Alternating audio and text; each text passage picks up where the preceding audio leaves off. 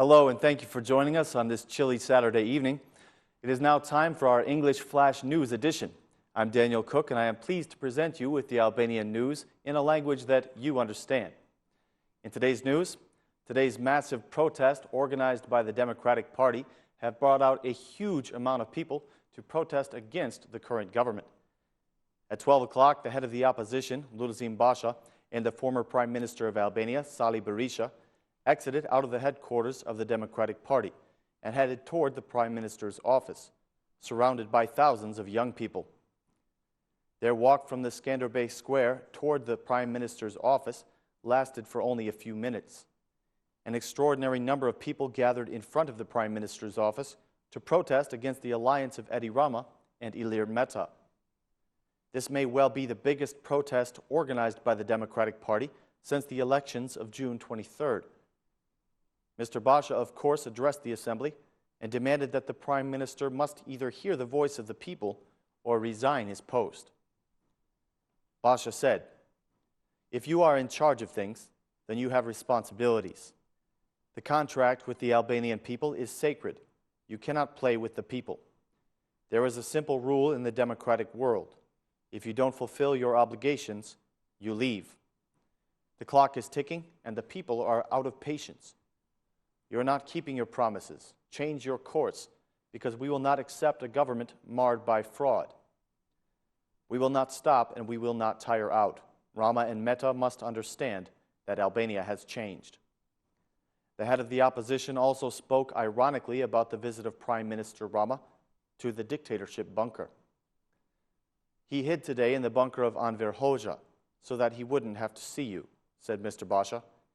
"He entered that bunker because he thinks he can't hear you. He thinks he can't see you. He thinks he will not feel the strength of the whole country. We are here today to remind him of these lies. Why don't you listen to the voice of the people?" said the head of the opposition. According to political analysts, the number of people participating in this protest is quite impressive, considering the fact that this government came into power only 14 months ago. According to the protesters, the decisions of this government have led them to despair, even though some of them voted for the Socialist Party. Today's protest is a warning to the majority, which must be responsible for their actions toward the people of Albania.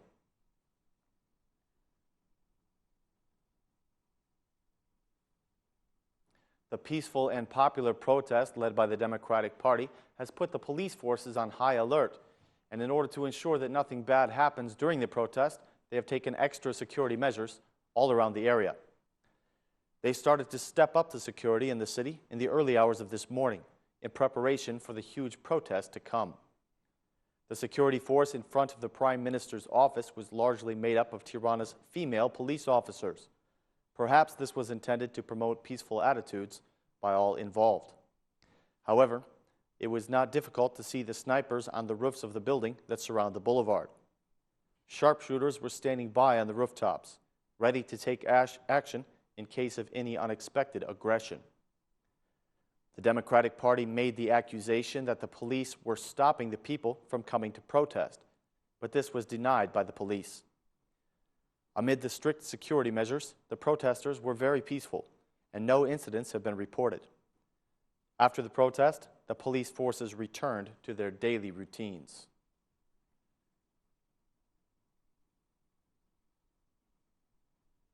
Edi Rama, the Prime Minister of Albania, has reacted very strongly on both Facebook and Twitter after the protest that was organized by the Democratic Party. Despite the warnings coming from the opposition, the head of the government expressed his determination to continue with the current reforms. Rama wrote that the government will stop at nothing in order to protect the country from lies, illusions, and dirt. The head of the government added that he will work to increase the level of employment and the prosperity of the people. The Prime Minister emphasized that Albanians must stop lying to each other and themselves if they want their country to develop.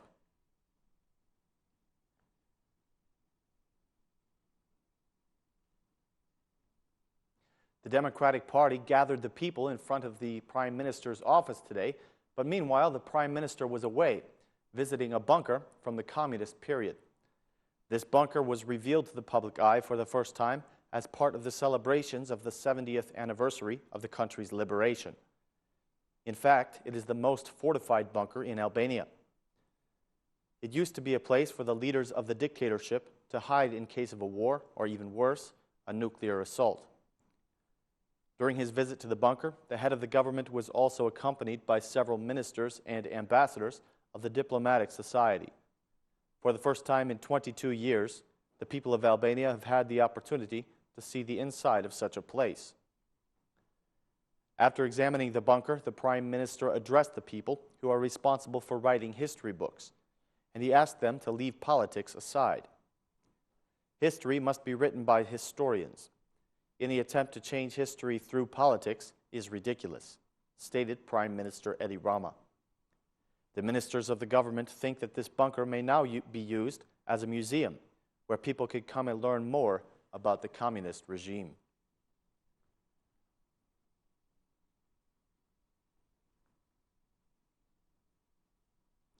The head of the parliament has addressed the farming community in order to instruct them on the changes that the new fiscal package is going to bring. The new fiscal package is intended to stimulate the agricultural community, and for this reason, the head of the parliament urged the community of farmers to invest more in this sector. While visiting a farming facility in Leja, Mr. Mehta explained the benefits and facilities that will be realized through the new budget in order to expand their activity and be more successful.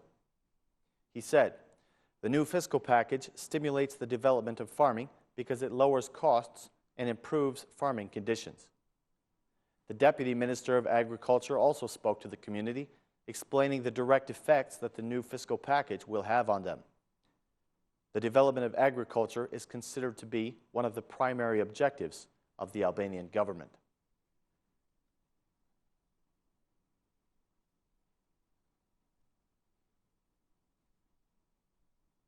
When you think about living in a coastal area, the first thing that comes to mind is the blue sea, the clean sand, and the open air. But for the people of Durrës, this image appears only during political campaigns, since these things are the criteria of a city that exists only in the imagination. The real Durrës, unfortunately, is a city in which political and financial interests have created huge concrete buildings right up to the edge of the coastline. The concrete in Durrës is taking the place of green spaces more and more each day, and the situation has been made worse by the ruins of the demolished illegal buildings.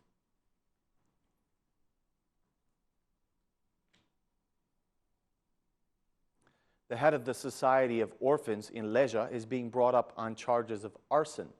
He is suspected to be the person who set fire to the offices of his institution on Friday. He was the last known person to leave the building before the fire was started. Sources from the police of Leja have informed Ora News that this man is suspected of burning the place down in order to destroy certain documents. When questioned by the police, the 62-year-old denied all charges. One day ago, the office of the Society of Orphans in Leja was set on fire. Fortunately, no casualties were reported.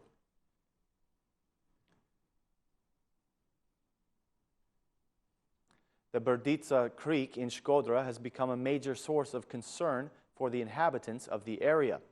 During the summer months, the bank of the creek is used as a path for the children of the village to get to school. However, in the wintertime, the creek is known to fill up with up to a meter of water. Winter is now well on the way, and the inhabitants of this area are afraid that the creek may swell too much this year for their children to use the path. The head of the commune says that a project for this path has already been prepared, but it will probably take a long time before it gets approved.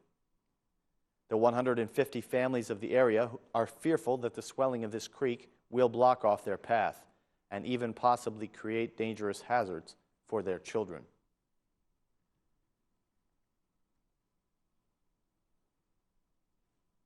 A sunny weekend is the perfect opportunity to get out and enjoy some of the culture offered by our city of Tirana. The attractions at the Opera House are a favorite among the people and those who are looking to soak in some culture. After 11 years, the Theater of Opera and Ballet in Tirana is going to present the famous opera La Bohème. In the National Theater, a new production called Freedom in Bremen is going to be staged on November 21st, 22nd, and 23rd at 7 o'clock in the evening. For all those who enjoy paintings, the Gallery of Arts has revealed its new collection. In the center of Tirana, the citizens have the opportunity to enjoy paintings of Albania 70 years ago, paintings that tell the history of our country's heroes. For the kids, the National Historic Museum is going to offer several shows from November 20 to November 30. And lastly, the Cinema Millennium will present the premiere of The Hunger Games, Mockingjay Part 1. We wish everyone a wonderful weekend enjoying what Tirana has to offer.